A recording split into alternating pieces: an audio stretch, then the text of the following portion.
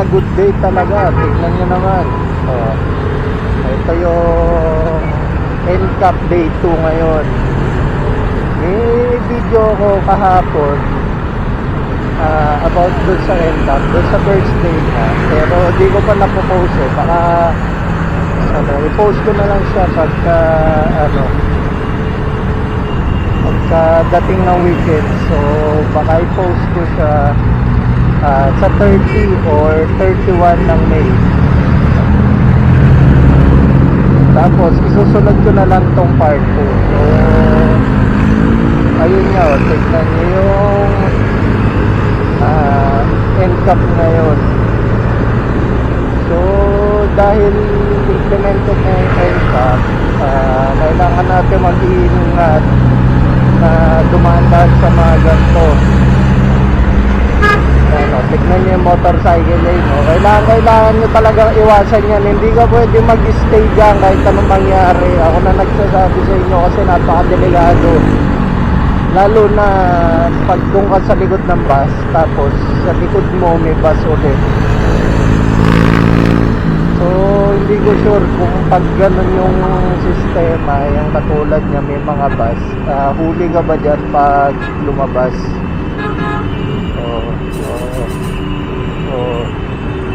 Katulad niya, no? Siyempre dahil NCAP, iwasan mo yan.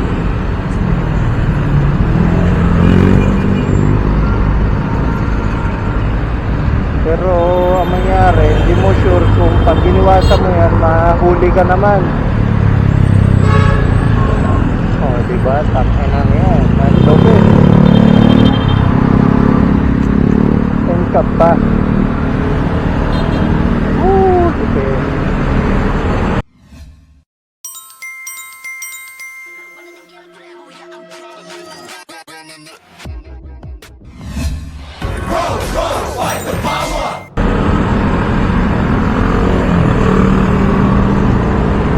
Isipin nyo, yung bus, ang tagal na tambay dyan, wala man lang, hindi man lang tinigitan ng enforcer. Pero pag yung motor sa NCAP, matic ticket pag lumabas ka ng motorcycle lane. Tingnan mo, kasi yun hindi ka malalabas dahil sa bus ka. Mapapalabas at mapapalabas ka sa motorcycle lane dahil sa mga ganyang driver. Tapos pag hindi ka nag-stay, kasalanan mo eh, except na kasalanan ng ng driver ng bus. Lupit din eh.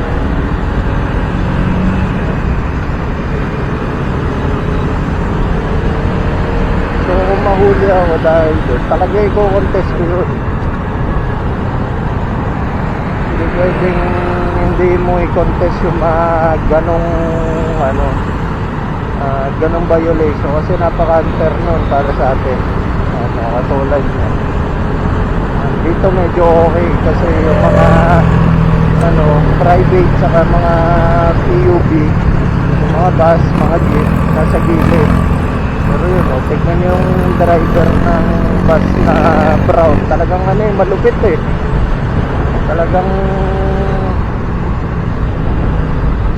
sumisingit eh, oh. Kala mo motor dali. Dami pa present na MMDA. So wala nang kinakatakutan tong bus na to. Legit na to. Legit pro na talaga sa paggawa ng violation. Tapos pag sinita mo yan, dadahilan yan wala daw pera. O yung walang kamatayang mahirap lang kami. Lagi yan pag pag may mga napapatrobol na rider or driver. And lagi maririnig mong dahilan pag sila yung na-aksidente. Sila na yung na-aksidente, sila pa yung yung maririnig mo ng ganyan. So nakakabuisit talaga. In the first place, di naman sila na-aksidente, kundi sila ganun mag-drive. Katulad nito, pag na-aksidente yan, malamang sa malamang, sasabihin lang yan, sorry. Or ano, mahirap lang kasi wala akong pera. Yan. Lagi ko naririnig yan. Ayun o, tambay tayo dito. Ganito lang tayo.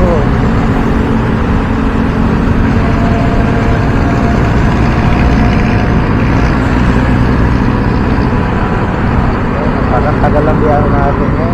Ano kasi tayo, nag-iingat tayo. Saka ang dami ng motor dito sa ano, sa motorcycle eh. Dati may mga ano eh, kamoteng ano eh, doon sa gilid dumadaan talaga eh. Yung talagang sa innermost na, yung maharuro. Pero ngayon ano eh, nagtipon-tipon na sila ulit dito. Kasi nga ayaw mahuli.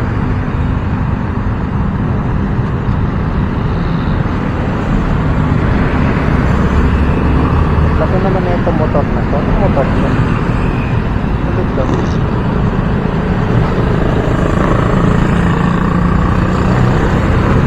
Parang ano eh, Gundam eh. Ang dami na yung nakatambay lang dito sa ano, sa motorcycle lane.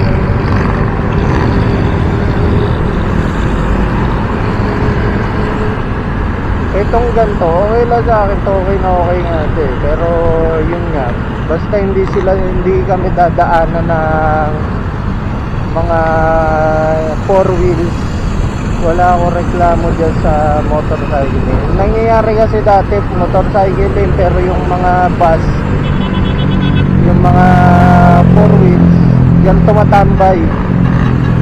Parang nga naman ano, hindi sila matraffic kasi ng time ng ano eh, nung parang hindi pa ginawa exclusive to, daming ano eh, ang dami talagang dumadaan na 4 wheels dyan. Tapos yung mga ano naman, yung mga motor naman, pakalat-kalat sa labas. Kaya ako, ginagawa ko dati pag nagmo-motor ako, pag may 4 wheels, talaga lumalabas ako ng isang lane. Tapos bumabalik na lang ako. Pero syempre, pag ano, kasarapan ng 4 wheels na tumambay, syempre tambay din ako sa labas. Kasi hindi naman talaga mahilig overtake or mag-change lane na mag-change lane. So kung napatambay na ako sa labas, dito na lang. Tapos pag malinis na ulit yung motorcycle lane, doon ako buwabalik.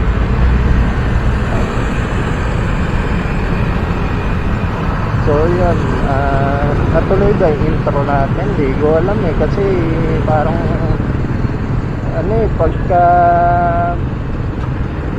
start pa lang natin, end up na agad yung inano natin eh, pinatik natin eh. So parang naudlot nga yung intro ko. So yun, dito na natin simulan. Good day mga kapirata. Namin ngayon, inano lang talaga natin yun sa NCAP. Tinignan lang natin yung sitwasyon ngayon sa Commonwealth.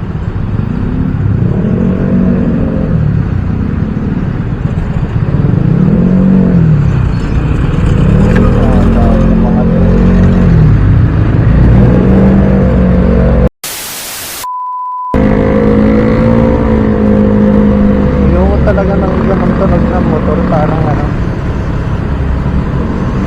parang alam niya, nakakabulahaw lang.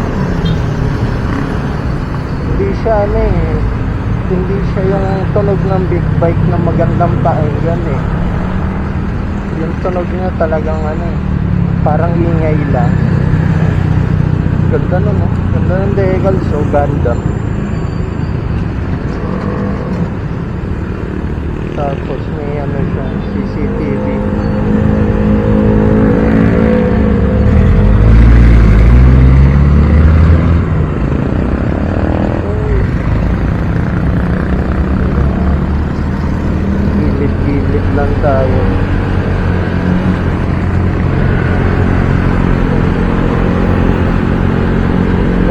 dinadaanan ko may income. Hindi ko rin sure eh, doon sa bandang Ateneo.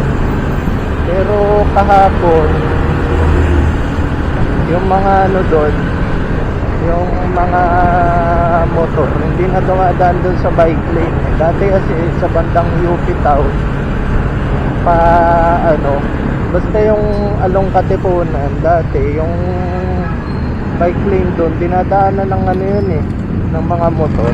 Pero ngayon parang hindi na. Kasi nga, syempre, karamihan, nag-iingat na sa NCAP kasi implemented na. Ako talaga, hindi ko talaga na-experience yung NCAP. Ngayon lang. So, bali parang ano tayo, newbie talaga. Kasi nga, syempre, sa ano lang tayo, nasa Bulacan lang tayo eh. Eh, nung 2022, hanggang kailan ba ako doon? From 2001 to 2023, parang hanggang 2024 na June, nandun ako. So, talagang wala akong idea sa NCAP. Eh, nalang ko na-implement yung NCAP 2022. So talagang hindi ko naabutan kasi nasa Bulacan nga ako ng mga time na yun eh. Sabi nila, may speed limit daw pag ano, pag nagmamotor sa common din, nasa 60 lang. Tama ba? Oo, alam ko 60. And tingin ko dun wala akong magiging problema dun kasi hindi naman ako nag-overspeeding talaga eh.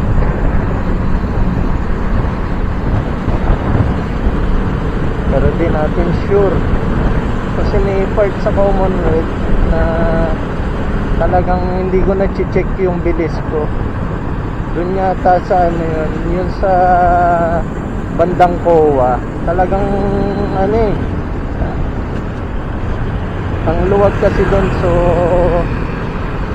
parang ano, matetempt ka talaga magmabilis, tapos pababa pa siya eh, kaya hindi mo talaga ma-check kung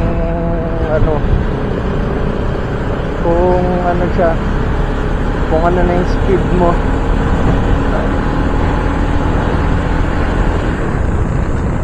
Matulad dito ang luwag eh, pero 50 lang naman takbo, so feeling ko safe pa rin ako. Hindi naman ako mabilis patakbo talaga eh.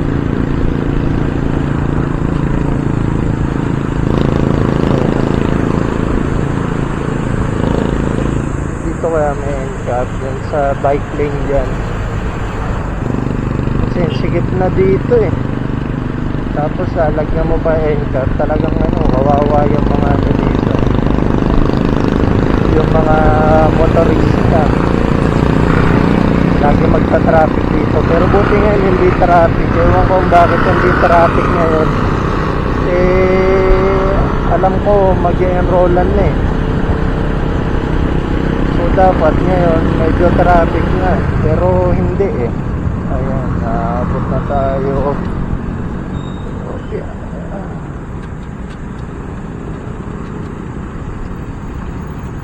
Muntikan na tayo, buti hindi natin ni-risk na tumawid.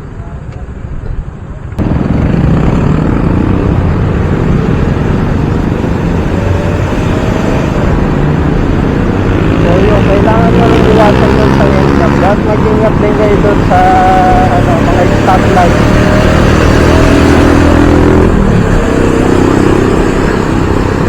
Ano kasi may mga motor sa gilid. Hindi ako agad maka-change lane. May kumakamoto. Overspeeding siguro yun. Kasi ako nasa 51 na yung takbo ko eh. Tapos humaharurot pa yung ano, yung motor sa harap natin. So kung dito may NCAP, feeling ko mahuhuli yun. Overspeeding. Laging ganito lang yung takbo natin. Ganito naman talaga lagi ako magpatakbo. Hindi naman talaga ako mahilig magmabilis. Kahit panoorin niyo yung mga vlog kong, bagal ko doon. Takbong ano eh, literal na pogi kahit di tayo pogi. Pero yun nga, marami tayong kailangang ano yun, ingatan. Katulad yan yung bike lane. Parang kailangan nating iwas-iwasan yan. Lalo na sa implementation ng NCAP. Kasi hindi pa medyo clear sa akin kasi baguhan pangala ko. And syempre, gusto ko 10 years yung lisensya ko ngayon So, ayun nga, gusto ko mag 10 years yung lisensya ko ngayon. Kaya, ayoko talaga ng magka meron ng violation, lalo na sa NCAP. Putik yan.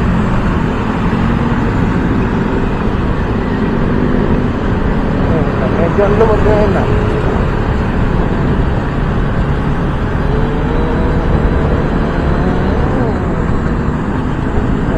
Ba't yan luwag?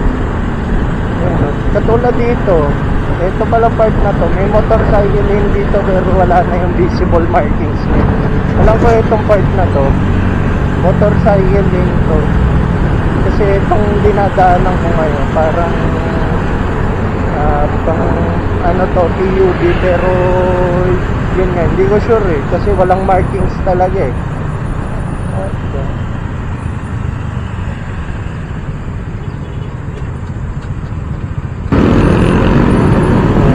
Dito, hindi ko sure kung may motorcycle, pero alam ko ito talagang part na to, motorcycle lane.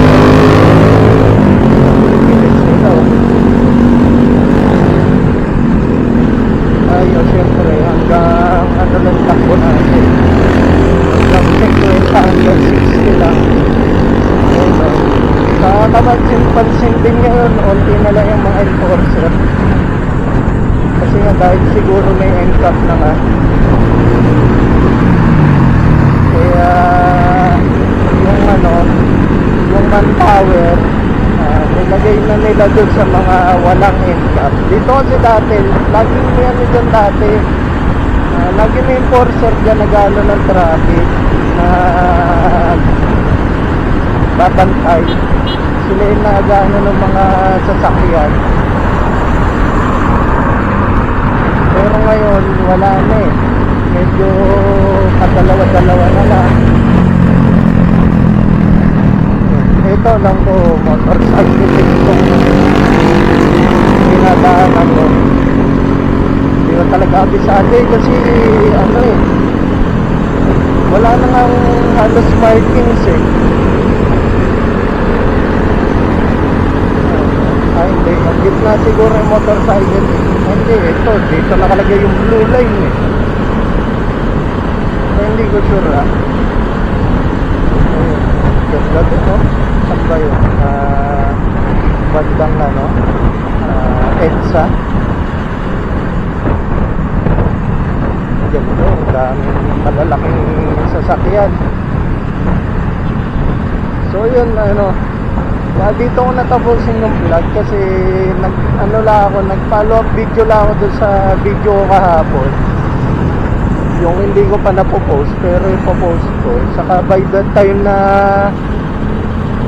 i-post ko yun ay ma-post ko to syempre na-post ko na yun so paano ba yun guys hanggang dito na lang talaga and kung umabot ka sa part ng video na to pwede naman ako ng like and subscribe saka kahit na rin noong notification bell natin para updated kayo sa aking channel